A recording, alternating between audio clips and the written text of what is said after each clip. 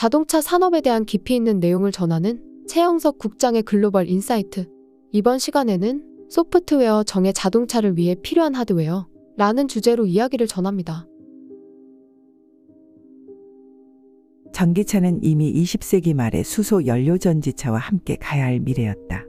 2015년 폭스바겐 디젤 스캔들과 테슬라의 등장이 기폭제가 되어 속도가 빨라졌다. 테슬라는 통합 소프트웨어와 자율주행을 이슈화하며 단번에 이슈를 장악했다. 더불어 생산 기술 혁신도 동원했다. 중국 시장의 중요성을 간파하고 기가 상하이의 규모를 확대했다. 그러면서 인포테인먼트와 커넥티비티와 자율주행차를 SDV로 통합하고 있다.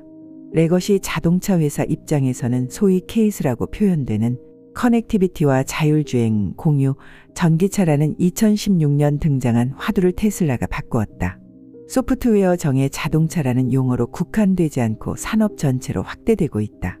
산업적 측면에서는 생산 효율성을 높이고 비용 저감을 위한 수단으로도 활용하고자 하고 있다. 자동차의 성격이 주행성에서 이동성으로 변화하는 과정에서 벌어지고 있는 하드웨어와 소프트웨어의 관계 설정 등에 관해 살펴본다. 2022년 말 챗GPT 등장 이후 인공지능이 최대의 화두로 부상하면서 지금은 ADV, 즉 AI 정의 자동차라는 용어까지 등장하고 있다. 인공지능 전문가들은 지금의 AI는 그 발전이 특이점을 지났다고 말한다. 인간이 하드코딩에서 그것을 따라 기동하는 머신러닝이 아니라 AI가 스스로 분석하고 판단해 실행한다는 것이다.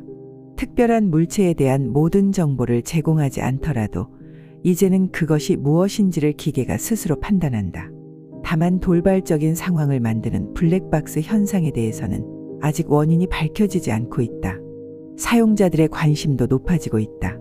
하드웨어 자동차와 소프트웨어 플랫폼의 싸움이라는 칼럼을 썼던 2017년만 해도 컨텐츠 사용자들은 혁신 기술보다는 지금 당장 탈 수 있는 자동차에 더 많은 관심을 보였었다. 코로나 팬데믹을 거친 지금은 자동차에 대한 관점이 많이 달라졌다. 특히 테슬라가 자율주행으로 이슈몰이를 하면서 자동차를 보는 시각이 달라지고 있다. 하드웨어로 흥했던 IBM은 윈도우 95를 내놓은 소프트웨어 회사인 마이크로소프트의 주도권을 빼앗겼다.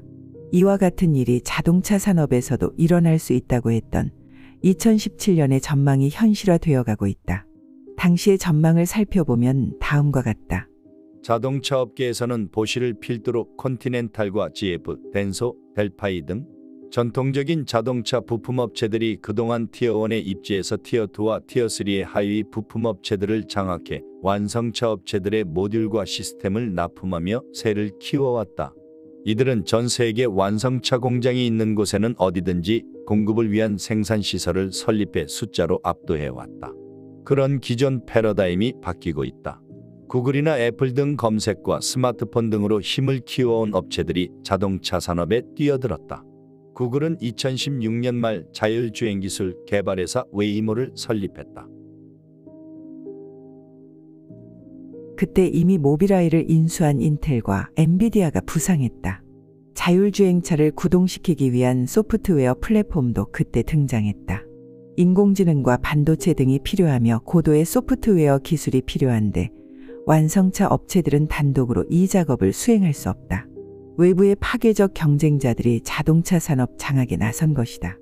인텔은 자동차, 커넥티비티, 클라우드라고 하는 세 개의 플랫폼을 통합한 시스템 개발을 지원하는 자율주행 솔루션 인텔고를 개발하기 시작했다. 엔비디아는 2016년 세계 최초로 선보인 자율주행차용 슈퍼컴퓨터 드라이브 PX2를 볼보의 드라이브 미 자율주행 프로젝트에 도입한다고 발표했다.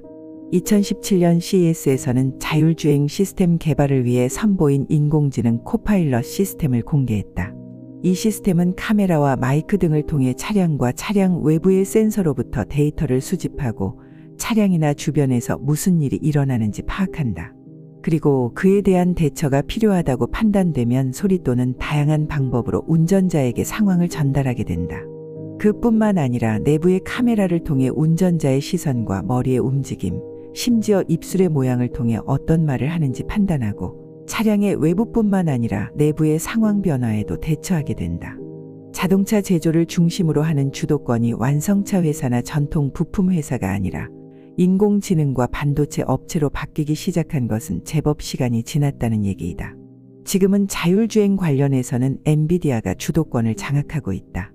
외형적으로는 테슬라가 오토파일럿과 풀셀프 드라이빙으로 주도하고 있고 그 시스템을 구동하는 하드웨어도 엔비디아가 아닌 자체 개발하고 있다. 그런데 2020년 엔비디아를 위협하는 퀄컴의 스냅드래곤 라이드가 등장해 충격을 주었다. 랜드로버 디펜더에 가장 먼저 채용된 것으로 레벨 2 플러스 수준의 주행 보조부터 완전 자율주행인 레벨 5까지 지원하는 모듈형 솔루션이다.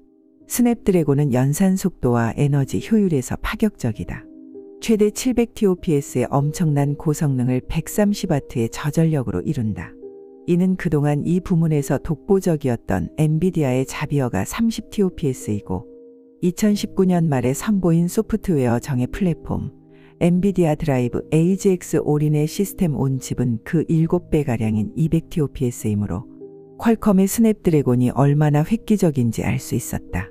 퀄컴은 통신 부문의 강자답게 CV2X 솔루션인 스냅드래곤 오토모티브 플랫폼을 통해 자율주행과 커넥티비티 모두를 제공하는 통합 솔루션 제공자로 부상했다는 평가를 받았었다.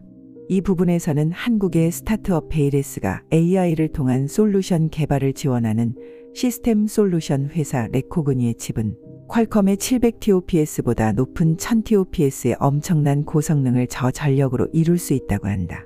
자동차 부문에서 이 기술을 주도해온 것은 테슬라다.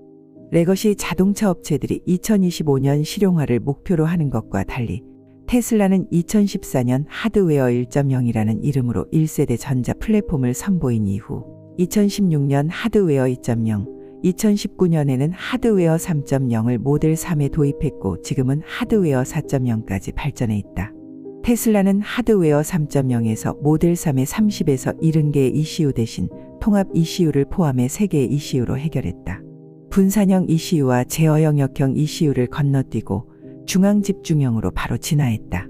더 놀라운 것은 통합 ECU의 연산 처리 능력이 144TOPS로 높고 소비 전력도 72W에 불과하다는 것이었다. 테슬라는 그 통합 ECU를 자체 개발해 TSMC에 위탁 생산한다. 엔비디아나 퀄컴에 의존하지 않는다는 것이다. 그러면서 테슬라는 센서인 카메라를 당초 모빌아이의 IQ3 대신 자체 개발한 고성능 AI 칩인 SoC를 통합 PCU에 채용했다. 트라이캠을 포함 9개의 카메라를 탑재해 라이다를 사용하지 않으면서도 충분한 감지를 할 수 있다고 한다. 하드웨어 4.0에서는 3개의 저해상도 카메라 대신 2개의 고해상도 카메라로 변경된다. 새로운 카메라 허브에는 카메라를 깨끗하게 유지하는 데 도움이 되는 새로운 펜 또는 난방 시스템이 장착된 것으로 보인다. B필러의 카메라에도 추가된다. 다만 그동안 모델 3 프로토타입에서 볼 수 있었던 헤드램프와 범퍼 카메라를 추가할 가능성은 없다고 한다. 그렇다고 테슬라의 자율주행 기술이 현재의 레벨 2에서 레벨 4로 일약 도약할 수는 없을 것이라고 평가했었다.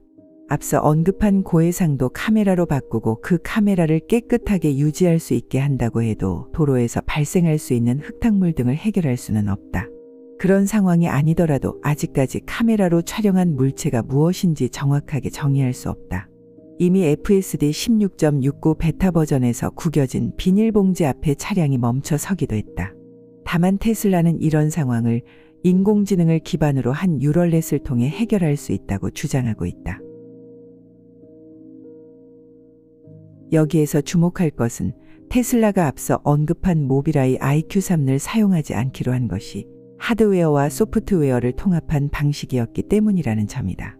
최근 현대자동차가 소프트웨어 디커플링을 선언한 것도 이런 흐름과 맥을 같이 하는 것으로 읽힌다. 현대차그룹은 전체 모빌리티 생태계의 구성 요소를 소프트웨어 기반으로 구축하겠다는 Software Defined Everything을 통해 확장하는 것을 목표로 하고 있다. 소프트웨어 정예 자동차와 자율주행 기술 등으로 전기차로의 전환이 필수적인 상황에서 소프트웨어의 중요성이 커지고 그만큼 자동차 회사들은 주도권을 잡기를 원한다는 것을 의미한다. 테슬라는 이를 위해 ECU를 통합하는 하드웨어를 개발했고 그것을 바탕으로 소프트웨어 정예 자동차를 발전시켜 오고 있다.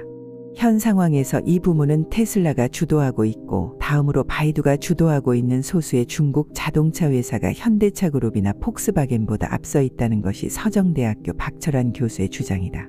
소프트웨어 정의 자동차와 자율주행을 추진하기 위해서는 하드웨어와 소프트웨어를 분리하는 것이 바람직하다는 것이 이 부문 전문가들의 의견이다.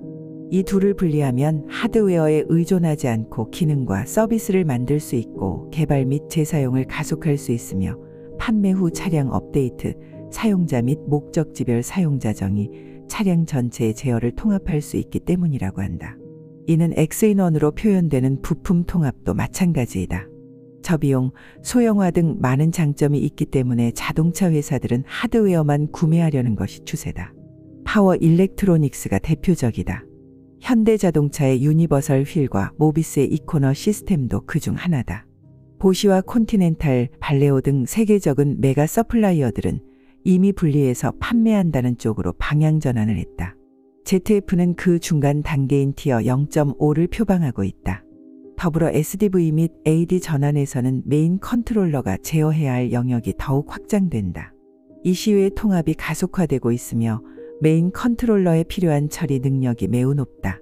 컨트롤러의 처리 능력을 낭비 없이 효율적으로 사용하기 위해서는 처리 내용에 따라 컨트롤러의 용량을 적절하게 분배하고 활용하는 것이 중요하다. 자동차 업체가 소프트웨어를 제어하면 자원 분배를 최적화하기가 더 쉬워지리라는 것이 업계 관계자들의 의견이다. 이 시외의 통합은 소프트웨어 개발과 수정 및 업데이트 등의 복잡성을 줄이고 제어의 응답성을 높이는 효과도 있다. 제어 소프트웨어가 여러 이슈에 분산되어 있는 경우 한 이슈의 소프트웨어 변경은 관련 이슈의 소프트웨어에 영향을 미칠 수 있다.